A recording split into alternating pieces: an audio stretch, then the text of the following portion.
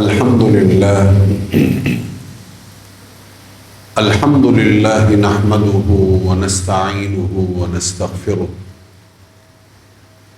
ونستهديه ونستنصره ونؤمن به ونتوكل عليه ونعوذ بالله من شرور أنفسنا ومن سيئات أعمالنا من يهده الله فلا مضل له ومن يضلله فلا هادي له ونشهد أن لا إله إلا الله وحده لا شريك له ونشهد أن سيدنا وسندنا وحبيبنا ومولانا محمدا عبده ورسوله أرسله الله إلى الناس كافة بشيرا ونذيرا وداعيا إلى الله بإذنه وسراجا منيرا ولكن أكثر الناس لا يعلمون. أما بعد فأعوذ بالله من الشيطان الرجيم. بسم الله الرحمن الرحيم. إنا أعطيناك الكوثر فصل لربك وانحر إن شانئك هو الأبتر. وقال تعالى إنا أرسلناك شاهدا ومبشرا ونذيرا. وقال تعالى وما أرسلناك إلا رحمة للعالمين.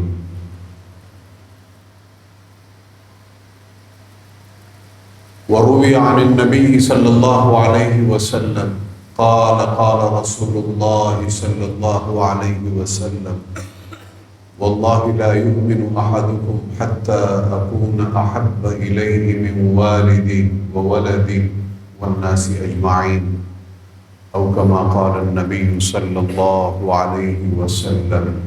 صدق الله ورسوله.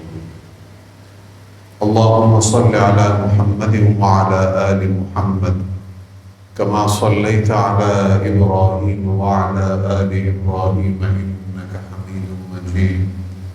اللهم بارك على محمد وعلى آل محمد كما باركت على إبراهيم وعلى آل إبراهيم إنك حميد مجيد. واجب الاحترام میرے مسلمان بھائیوں، قابل قدر بزرگوں، میرے عزیز نوجوان ساتھیوں، ربیع الاول کا آغاز ہو چکا ہے اور ہمارے ہاں چونکہ کئی سارے موضوعات ہم نے مہینوں کے ساتھ جوڑے ہوئے ہیں، تو اس مہینے میں ہم پھر حضور سرور کونین صلی اللہ علیہ وسلم کے حوالے سے گفتگو کرتے ہیں، سنتے ہیں، سناتے ہیں، سمجھنے کی کوشش کرتے ہیں۔ حضور صلی اللہ علیہ وسلم کا ہمارے اوپر جو حق ہے،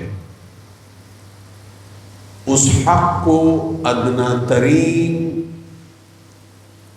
کوشش کے ذریعے سے اگر ادا کیا جائے تو پھر حضور کا تذکرہ تو روزانہ کی بنیاد پہ، اور سیرت کی کوئی نہ کوئی کتاب وہ روزانہ کی بنیاد پر ہماری زندگیوں کا حصہ ہونی چاہیے۔ قرآن کریم کی تلاوت ہو اور پھر حضور سرور کونین صلی اللہ علیہ وسلم کی سیرت کو سمجھنا اور پڑھنا، یہ چیزیں تو روزمرہ کی بنیاد پہ ہونی چاہیے، کیونکہ ہمارے ایمان کا تعلق وہ اللہ رب العالمین کی وحدانیت کے ساتھ ہے اور محمد الرسول اللہ کی رسالت کے ساتھ، اور پھر قرآن کریم اللہ کی طرف سے محمد الرسول اللہ صلی اللہ علیہ وسلم پہ نازل ہوا۔ تو ہمارا معاملہ تو اللہ کے ساتھ ہے اور محمد الرسول اللہ صلی اللہ علیہ وسلم۔ تو اللہ کے کلام کو پڑھنا، اس کو سمجھنا، اور پھر حضور سرور کونین کی سیرت کو سمجھنا، پھر جا کے ہم اپنے اسلام کے جو مختلف ہماری شریعت کے اوامر اور نواہی ہیں، یہ کیجئے اور یہ مت کیجئے، یہ کریں گے تو ثواب ہوگا، یہ مت کیجئے، یہ کریں گے تو گناہ ہوگا، تو اوامر اور نواہی کا فلسفہ اور مقصد ہم سمجھ سکتے ہیں، اور دین اسلام کو اس کی وسعتوں کے ساتھ ہم سمجھ سکتے ہیں۔ اسلام کو اگر اس کی وسعتوں کے ساتھ نہ سمجھا جائے تو پھر اس کا نقصان یہ ہوتا ہے جو ہم اپنے معاشرے میں دیکھتے ہیں، مختلف فتنے، مختلف فسادات، مختلف طرح کے لڑائی جھگڑے اور مختلف طرح کی ناچاکیاں جو ہم مذہب کی بنیاد پر کرتے ہیں، اس کی بنیادی وجہ یہ ہے کہ اسلام کو اس کی آفاقیت کے ساتھ اور اس کی عالمگیریت کے ساتھ اور اس کی وسعتوں کے ساتھ ہم نے سمجھائی گئی۔ اللہ رب العالمین خوبصورت ہیں، اللہ تبارک و تعالی خوبصورتی کا منبع اور مرکز ہے، جمال کا منبع اور مرکز ہے، اور بنی نو انسان کو اللہ رب العالمین نے جو سب سے خوبصورت تحفہ دیا ہے وہ دین اسلام کی صورت میں، جس کے متعلق خود فرماتے ہیں کہ الیوم اکملت لکم دینکم واتممت علیکم نعمتی، کہ آج کے دن میں نے آپ کے لیے آپ کے دین کو کامل کر دیا اور اپنی نعمت آپ کے اوپر تام کر دی، اپنی نعمت آپ کے اوپر مکمل۔ تو سب سے خوبصورت، مکمل، اکمل اور کامل جو تحفہ ہے اللہ رب العالمین کی طرف سے بنی نو انسان کو انسان بنانے والا تحفہ، وگرنہ تو حیوان ہے، اور بڑا بدترین قسم کا حیوان ہے، نفس اس کے اندر موجود ہے، قوت غضبانیہ اور قوت شہوانیہ اس کے اندر موجود ہے، ابلیس اس کے اوپر مسلط ہے۔ تو اگر یہ مقام انسانیت کے اوپر فائز نہیں ہوتا تو حیوان ہے، اور بڑا ہی بدترین قسم کا حیوان۔ چنانچہ ہم معاشرے کو دیکھ لیں، اتنا فساد اور اتنی قتل و غارت گری اور اتنے فتنے، کیا کوئی بھیڑیا، کوئی درندہ مچا سکتا ہے جو انسان نے بپا کیے ہوئے ہیں فتنے اور فساد؟ نہیں۔ کروڑ ہا کروڑ انسان اپنی ہی جنس کے ہاتھوں قتل ہو چکے ہیں، کروڑ ہا کروڑ انسان، کروڑ ہا کروڑ انسان اجتماعی طور پر، کیا بچے، کیا بوڑھے، کیا بزرگ، کیا خواتین، کیا مذہبی پیشوا اور رہنما، کیا معزز لوگ، کیا بیمار اور کیا معذور، کوئی نہیں بچا، کوئی نہیں بچا۔ تو ایسا فساد کوئی حیوان بچا سکتا ہے؟ کوئی شیر، چیتا، درندہ نہیں، یہ فساد انسان نے مچایا ہے۔ تو انسان جب اپنے حیوانی روپ میں ہوتا ہے تو یہ درندے اس کے سامنے کیا بیچتے ہیں؟ یہ درندے تو کچھ بھی نہیں ہیں اس کے سامنے، جتنا بڑا درندہ انسان خود ہے۔ پھر تو میرے بھائیوں، اس کو مقام انسانیت پر لانے کے لیے اللہ رب العالمین نے جو خوبصورت ترین چیز اور کامل ترین چیز اس کو عطا فرمائی ہے، وہ دین اسلام کی۔ یہ وہ مذہب ہے جو مرد اور عورت کو میاں بیوی بناتا ہے، جو مرد اور عورت کو باپ اور بیٹی بناتا ہے، جو مرد اور عورت کو بہن اور بھائی بناتا ہے۔ یہ وہ خوبصورت مذہب ہے، خوبصورت مذہب جو مختلف طرح کے رشتوں کی بنیاد رکھتا ہے، خاندانی نظام کی بنیاد رکھتا ہے، یہ وہ مذہب ہے جو آپ کو شرم اور حیا دیتا ہے، آپ کی آنکھوں میں شرم اور حیا پیدا کرتا ہے، دل کے اندر شرم اور حیا پیدا کرتا ہے، اور شرم اور حیا کے جو خلاف کام ہیں ان کو حرام قرار دے دیتا ہے۔ چنانچہ غلط سننے کو حرام قرار دیتا ہے، غلط دیکھنے کو حرام قرار دیتا ہے، اور غلط فعل سر انجام دینے کو حرام قرار دیتا ہے۔ ایسا خوبصورت مذہب ہے، خاندانی نظام کی بنیاد رکھتا ہے، رشتوں کی بنیاد رکھتا ہے۔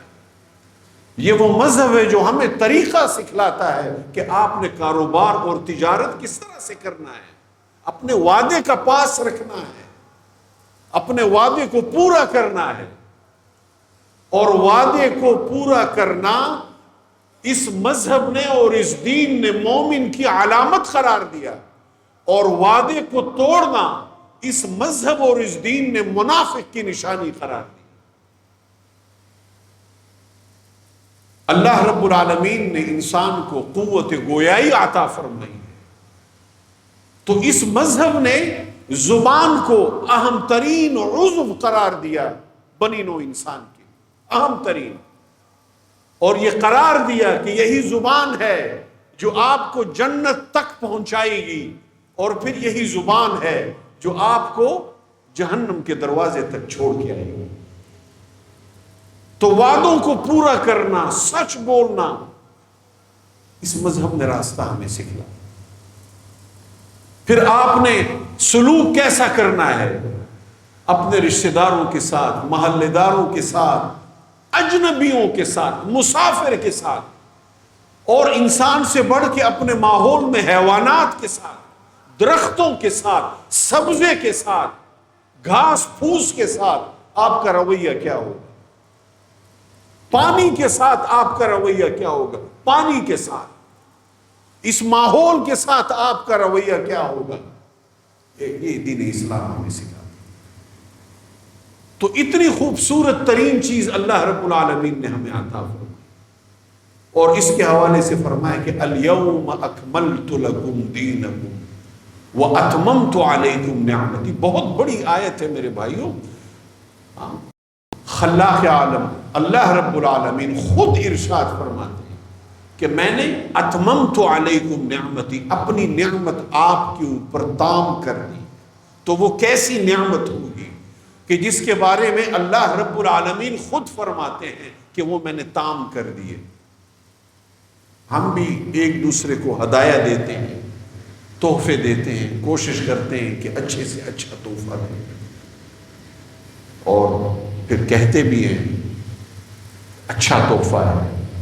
ایک اللہ رب العالمین فرمائے کہ یہ چیز میں نے آپ کو دی ہے اپنی نعمت کے طور پر، اور یہ بڑی کامل قسم کی نعمت ہے، بڑی مکمل اور اکمل نعمت۔ تو اس نعمت کا کیا مقام ہے؟ تو میرے بھائیوں، دین کو اس کی وسعتوں کے ساتھ سمجھنا، اس کے لیے ضروری ہے کہ ہم سیرت کا مطالعہ کریں۔ یہ سیرت کے مطالعے کے بغیر سمجھ میں نہیں آئے گی یہ چیز۔ قرآن کریم بھی سیرت کے مطالعے کے بغیر سمجھ نہیں آئے گا، کیونکہ قرآن کریم نازل ہوا ہے حضور علیہ السلام پر، اور مختلف حالات و واقعات میں نازل ہوا ہے۔ یہ مکہ مکرمہ میں نازل ہوا ہے، یہ مدینہ منورہ میں نازل ہوا ہے، یہ حضور صلی اللہ علیہ وسلم پہ گھر میں نازل ہوا ہے، باہر معاشرے میں نازل ہوا ہے، یہ زمانہ امن میں نازل ہوا ہے، زمانہ جنگ میں نازل ہوا ہے، یہ مشکل وقت اور تنگ وقت میں، تنگ دستی کے وقت میں نازل ہوا ہے، اور پھر یہ فتوحات کے وقت میں نازل ہوا ہے، نصرت کے وقت میں نازل ہوا ہے۔ یہ اس وقت میں نازل ہوا ہے کہ جب مسلمان صبر کی کیفیت میں تھے اور برداشت کی کیفیت میں تھے، اور پھر یہ اس وقت میں نازل ہوا ہے جب مسلمان فراوانی محسوس کر رہے تھے اور ذرا سہولت محسوس کر رہے تھے۔ تو انسانی زندگی کے جو مختلف حالات ہیں، واقعات اور کیفیات ہیں، ان میں یہ قرآن کریم نازل ہوا ہے، اور محمد الرسول اللہ صلی اللہ علیہ وسلم پہ نازل۔ تو حضور کی سیرت کا مطالعہ کیے بغیر ہم قرآن کریم کو کیسے سمجھیں گے اور دین اسلام کو کیسے سمجھیں گے؟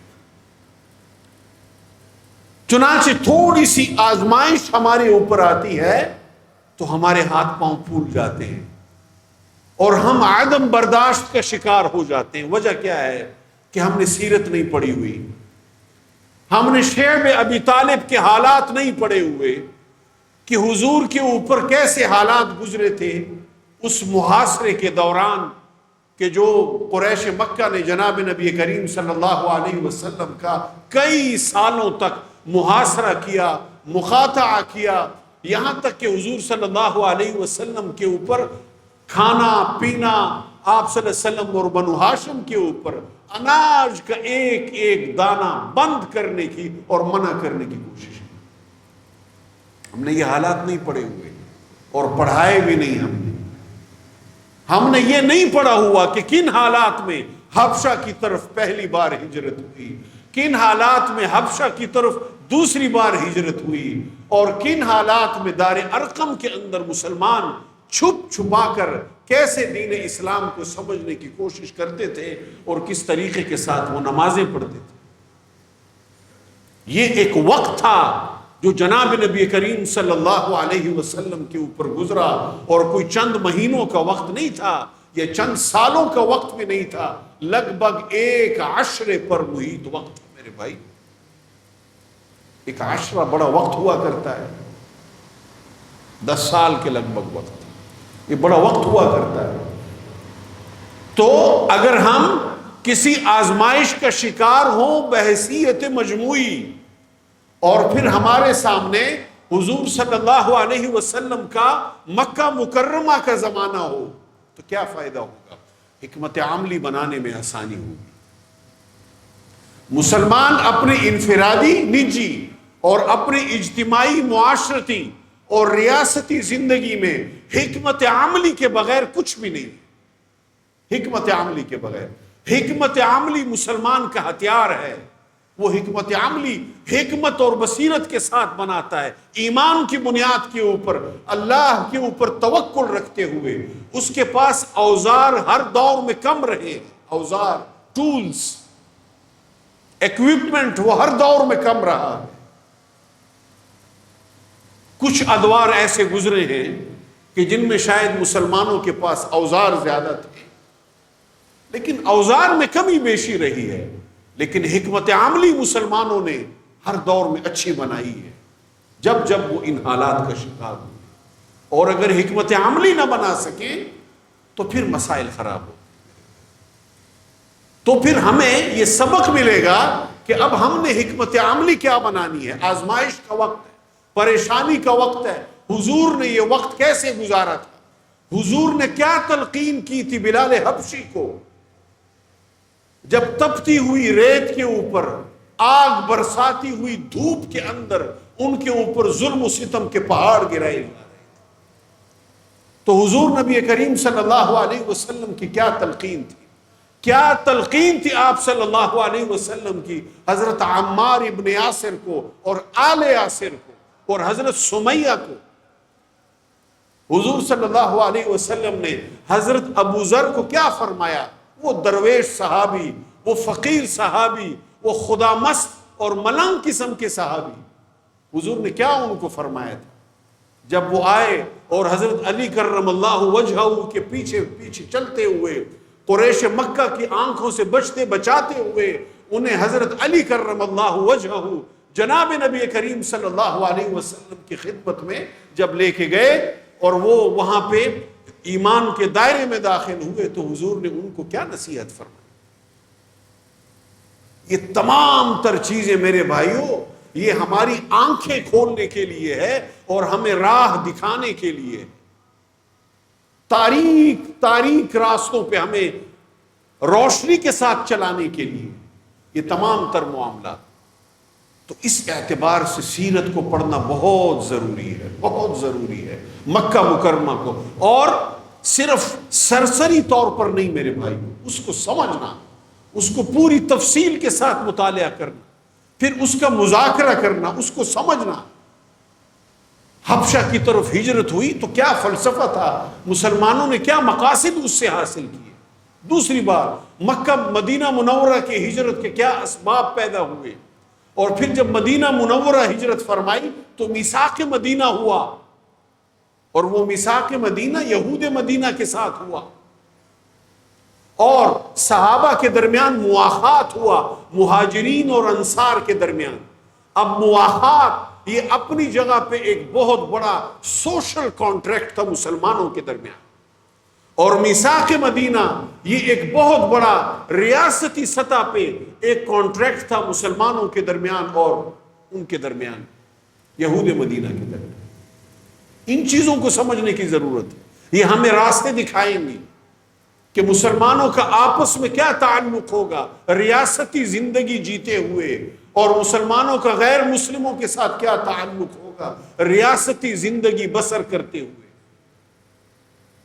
تو اس لیے میرے بھائیوں سیرت کا مطالعہ بہت زیادہ ضروری ہے، سیرت کو سمجھنا بہت زیادہ ہے، اور سیرت کی ایک کتاب تو مستقل ہماری بک شیلف کے اندر موجود ہو، اور ہماری نگاہ اس کے اوپر پڑتی رہے، اور پھر ہم مجبور ہوں کہ اس کو اٹھائیں، کھولیں، اس کو دیکھیں، پڑھیں اور سمجھیں۔ حضور کو سمجھے بغیر ہم مسلمان کیسے ہو سکتے ہیں میرے بھائی؟ حضور کے حالات کو سمجھے بغیر اور ان مقاصد کو سمجھے بغیر ہم مسلمان کیسے ہو سکتے ہیں؟ بڑے کمزور مسلمان ہوں گے ہم، جس طرح کہ اس وقت ہم ہیں میرے بھائیوں۔ تو اس لیے میرے بھائیوں یہ مہینہ تکوینی اعتبار سے ہمیں یاد دہانی کرواتا ہے کہ کیونکہ اس کی نسبت حضور صلی اللہ علیہ وسلم کی مبارک پیدائش کے ساتھ، ولادت با سعادت کے ساتھ ہے اس مہینے کی نسبت، تو اس اعتبار سے تکوینی طور پہ یہ ہمیں متوجہ کرتا ہے آپ صلی اللہ علیہ وسلم کی طرف، اور پھر ہم اپنے معاشرتی اور سماجی اقدار کے حوالوں سے سیرت کا مطالعہ بھی کرتے ہیں اور سیرت کا مذاکرہ بھی کرتے ہیں، لیکن اس کو مستقل ہمیں رکھنا چاہیے قرآن کریم کے مطالعے کے ساتھ۔ اور اگر یہ چیز ہم نے اپنے آنے والی نسلوں کو نہ دی تو پھر ہم اپنے آنے والی نسلوں کو دین اسلام کے جو مبادی ہیں اور دین اسلام کے جو بنیادی اقدار ہیں شاید وہ نہ سونپ سکیں۔ آج نئی نسل اس کے حوالے سے شکایت ہوتی ہے کہ وہ عدم برداشت کا شکار ہوتی ہے، غصہ جلدی آتا ہے، صبر نہیں کر پاتے، جلد بازی کا وہ شکار ہوتے ہیں، یا پھر وہ غیر مستقل مزاج ہوتے ہیں۔ یہ اگر ہم سیرت کا مطالعہ کرتے ہوں اور سیرت منتقل کریں ہم ان کی طرف، اپنے بچوں کی طرف، تو ان کو اندازہ ہو کہ صبر اور برداشت یہ تو مومن کے سب سے بڑے ہتھیار ہیں۔ صبر کرنا اور برداشت کرنا اور مستقل مزاجی کا تو حضور کو حکم دیا گیا ہے، فاستقم کما امرت ومن تاب معک ولا تطغوا انہ بما تعملون بصیر۔ اے نبی جی استقامت کے ساتھ کھڑے رہیے، جو آپ کو حکم دیا جا رہا ہے اس کے اوپر مستقل مزاجی کے ساتھ آپ کھڑے رہیے اس حکم کے اوپر جو آپ کو دیا جا رہا ہے۔ تو ان کو اندازہ ہو کہ مستقل مزاجی کی کتنی اہمیت ہے، صبر کی کتنی اہمیت ہے، اور برداشت کی کتنی اہمیت ہے، اور خود حضور صلی اللہ علیہ وسلم نے کیسے کیسے کن کن مواقع کے اوپر صبر کیا ہے آپ صلی اللہ علیہ وسلم، اور کن کن مواقع کے اوپر صحابہ کو صبر کی تلقین کی ہے۔ صلح حدیبیہ کے موقع پہ کچھ صحابہ کو بیڑیوں میں جکڑا ہوا لایا گیا، صلح حدیبیہ اس وقت لکھا جا چکا تھا، تو وہ بیڑیوں میں جکڑے ہوئے آئے، کسی طریقے سے بھاگتے ہوئے حضور تک پہنچے۔ اب صحابہ نے اپنے ساتھیوں کو دیکھا کہ ہمارے مسلمان بھائی ہیں، لیکن جو مشرکین مکہ کا وفد تھا انہوں نے حضور سے عرض کیا کہ آپ یہ ہمیں واپس کریں، ابھی تو ہم نے لکھا ہے، یہ شرط لکھی ہے، تو آپ کو انہیں ہمیں واپس کرنا پڑے گا۔ اب یہ بڑا جذباتی وقت تھا، بڑا جذباتی قسم کا موقع تھا، اور انسان جذبات کی رو میں بہتا ہے اور بڑی آسانی کے ساتھ بہتا ہے جذبات کی رو۔ تو جب کبھی بھی جذباتی مواقع ہمارے اوپر آئیں ہماری اجتماعی زندگیوں میں، تو اگر ہم نے سیرت کا مطالعہ کیا ہو تو ہمارے لیے سبق موجود ہو اس میں کہ حضور نے ایسے مواقع پر کیا حکمت عملی کیا۔ حضور نے وعدے کی پاسداری فرمائی اور ان کو واپس کیا، اور یہ بھی فرمایا کہ اللہ رب العالمین آپ لوگوں کے لیے راستہ کھولیں گے، اور وہ راستہ کھلا پھر فتح مکہ کی صورت۔ تو اس لیے میرے بھائیوں، ہمیں سیرت کا مطالعہ خود بھی کرنا ہے، اور اس کو مستقل ہمیں اپنی زندگی کا حصہ بنانا ہے، اور اپنے آنے والی نسل کو بھی یہ چیز سونپنی ہے۔ اور یہ تب ہی ہوگا جب ہمارے گھروں میں، ہماری الماریوں میں، ہماری بکس سیرت کی کتابیں موجود ہوں گی، اور ہمارے چھوٹے ہمیں دیکھیں کہ ہمارے بڑے اس کو پڑھ رہے ہیں، اس کا مطالعہ کر رہے ہیں، گھروں میں اس طرح سے ماحول پیدا ہوگا۔ اللہ رب العالمین سے دعا ہے کہ ہمیں حضور صلی اللہ علیہ وسلم کی سیرت کو پڑھنے کی، سمجھنے کی توفیق عطا فرمائے۔